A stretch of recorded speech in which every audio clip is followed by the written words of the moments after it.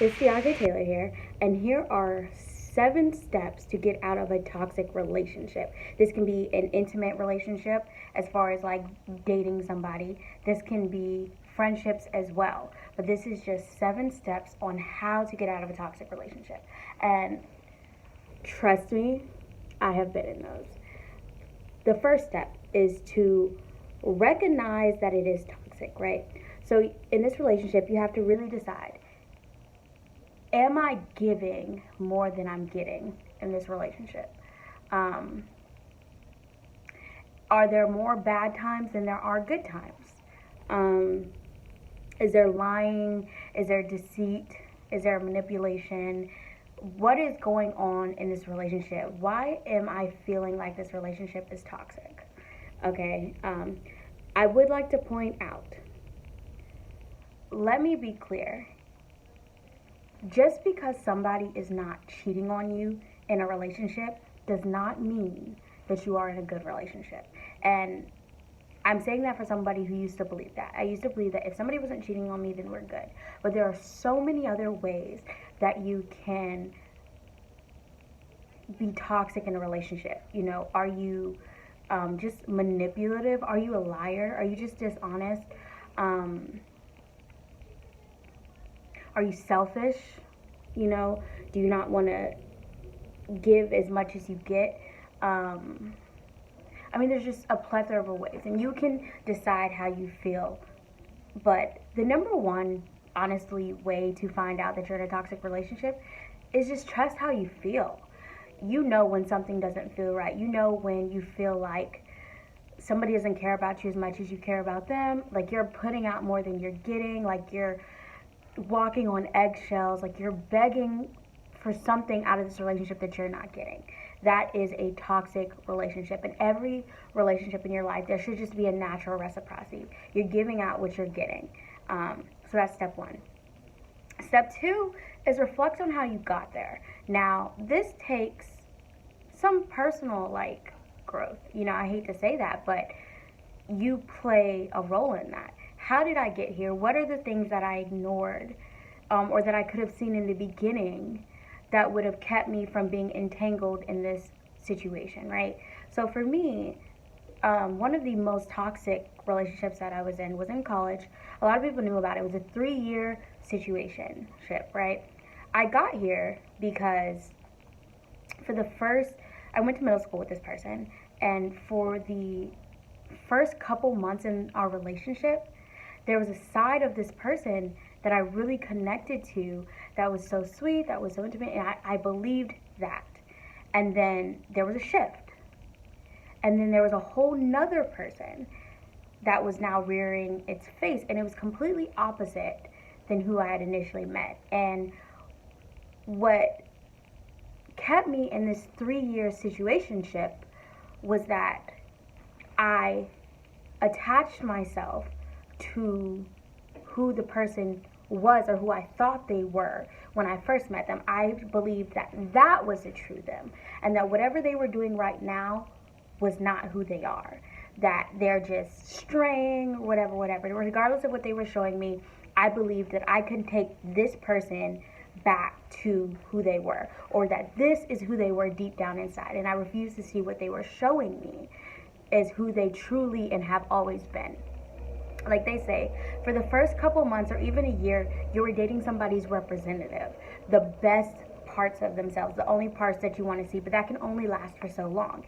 And I refused to accept what they were showing me and what they were telling me because I wanted to believe something different. Secondly, I thought that I could change this person.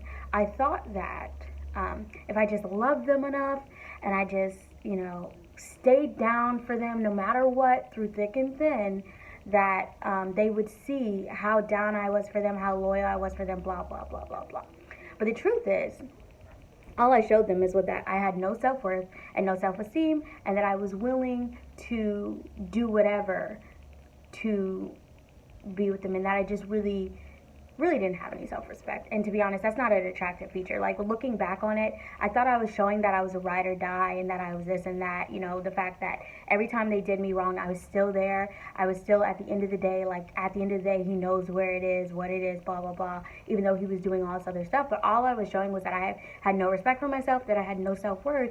And those are very unattractive features. They'll mess with you, but they'll never marry you. And I had to reflect that that was my fault because I allowed that to happen. Step 3 is decide why you're having a hard time letting it go. Why can't you let this situation go? Although you know it's not good for you, although you know it's not making you happy, why are you having a hard time letting it go? And for me, I realized that I was blanketing this situation to keep from avoiding other situations, whether it's my abandonment issues with my daddy, maybe it's my dealing with a relationship that was prior to that I got cheated on, and I was so hurt that I just I could not deal with that, so I immediately attached myself to another situation to distract myself from it so I wouldn't have to deal with that. And so I would much rather be focused on this than that, because that was a hard situation to deal with. It elicited a lot of pain, a lot of sadness, and I was like, I can't go there. I just wanted to focus on this because it distracted me from other things in my life that I didn't want to deal with. As long as I'm focused on him, as long as I'm entwined in all this drama that's coming with him, I'm not dealing with trauma from my past. 4, rejoice in the truth. You know that you deserve better than that. We know that we don't have to settle, and we choose to. And listen to what people are saying. He showed me who he was very, very early in our relationship. He proved to me to be dishonest. I mean, I've caught him in literal lies. Or they showed that they didn't have my back. And I didn't want to accept it, but it was the truth. And rejoice in that some people are not right for you. Some people will never be who you want them to be. Period. And you have to know your worth enough to say, I love you, but I love me more. And step out of any situation that is causing inner turmoil or is messing with your inner peace. Step 6, and this is my favorite step of all, make a list. I had dealt with this situation for 3 years of saying I'm done and blah, blah, blah, and going back. And I'm done and done and going. 3 years. I don't even call it a relationship, because when I look back, it was just a huge situationship. I was in a 3-year situationship in which I was just going through drama, and I was leaving and I was coming back, and I was leaving and I was coming back. But the truth is, he knew I was never actually leaving. He knew that I'd be tantrum. He'd have to say one thing that I've always wanted him to say, and he'd pull me back, and then I'd hold on to that for a little while. And guys know how to do just enough. People know how to do just enough to keep you pacified. So I made a list. When I finally decided to let it go, I know we hate R. Kelly, but he had a song called When a Woman's Fed Up, and it literally said there's nothing you can do about it, and there's no truer statement in your life. I made a list. I made a list of 10 reasons or why I shouldn't talk to him. And the list was crazy. It was just a list of 10 things that he had done that really showed me who he were, that really embarrassed me, that really hurt me. And as the list progressed, it got worse and worse, honestly. It was he lied to you. It was he made you look stupid. He humiliated you, all these little things. And I told myself, if every time I want to text him, I want to talk to him, I want to reach out to them, I need to promise myself to look at this list first. And if I read everything through the list and I still want to message him, then do it. Some days, I didn't even make it past the first one. I'd be so pissed off and refuel my fire of why he didn't deserve my presence. And some days, I had to get to 10. Some days I was and I got to 10. But every time I got to 10, honestly, because it had just built, I was fuck him. Seriously, I was forget him. And that, I carried that list with me all day, every day for months. And I would see him, I'd be so ready to cave in, but then I'd pull out the list. And that list would just fuel my fire and remind me why I was doing it, because it was like an addiction. It was really hard for me to let go. But when I tell you I never made it past 10, Never made it past 10. By the time I read the 10th thing on the list, and I had really just outed myself on how he made me look stupid and how he embarrassed me. And by the time I got to 10, my pride and my self-worth was like, girl, no. And then 7, set it free. Forgive yourself and forgive that other person. Forgive yourself for allowing yourself to being a willing participant in your own happiness. Because a lot of us don't take that role, right? Nobody can treat us any way that we do not want to be treated. Period. Point blank. They cannot. So when you're in a situation where you're being lied to, where you're being cheated on, where somebody is whatever, and you stay, you made that choice. You are allowing yourself to be in that situation. You could be like, nah, I'm not dealing with that. Nah, I'm not done, and leave. Nobody can treat you any way you don't want to be treated.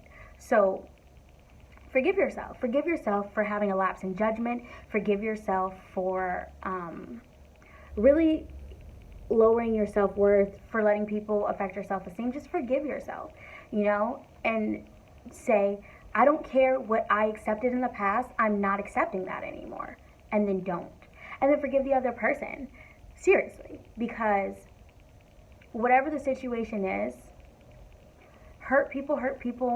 People aren't ready, and you have to believe what people need and what they're telling you. Some people are just not capable to give you certain things, and that's okay. And the thing is, and the truth is, sometimes they don't want to give it to you. You've been in a situation, you've groomed a guy, you've put a lot of stuff into a guy, and then y'all break up, and he's everything you ever wanted him to be to somebody else. But the truth is, what's for you is for you. What God has for you is for you, and you won't have to make it work. It'll just work. So forgive them, for hurting you, and set that through free, because forgiveness is not even for them, it's for you. It takes so much more weight to hold on to stuff. And then set it free and be done, and mean it. And you can only follow these steps when you are truly fed up. But when you set it free and you wish nothing but happiness for them and create happiness for yourself, you will forever be grateful for the person that you are, for allowing yourself to move past this point in your life, for redefining, for saying, I don't care what I stood for, what I took, whatever I dealt with in the past, I'm not dealing with that now, period, and move on and love yourself first and stand up for yourself, because nobody's going to stand up for you than you. So literally, look at that situation, say, there's nothing I can do with it about that, but I'm not that person anymore. And the next situation, from the bottom, you say, this is who I am, this is what I want, and you don't have to give it to me, period. And I understand that, but understand that if you're not willing to give me what I want or what I feel like I need, then I'm not going to accept anything less, and that is totally fine, because that is called self-worth, self-love, and self-esteem. And I will tell you this, it wasn't until I had genuinely decided in myself that I don't need a relationship, I don't want a relationship, I am not settling, I believe that I can have everything I want, or I don't want anything at all. And I mean that. And anybody in my life can vouch for that, because they thought I was going to be single forever. But I had got to the point where I literally said, if it wasn't everything that I desire, if it wasn't everything that I want, and this is not saying the person is perfect, but then I'd rather be alone. And I rejoiced in that. And sure enough, when I knew who I was and what I wanted and what I was going to stand for and what I was not going to stand for, I found the greatest love of my life. Know who you are. Broken attracts broken, period. So if you walk in self-worth and you walk in your queenness and you walk proudly in who you are and you walk in knowing who you are, you will attract people who know who they are, and you will flourish. All right, guys, I really hope this helps you let go of whatever situation that you're in, but those are just 7 steps that it takes to let go of a toxic relationship. I love you guys. I wish you the best.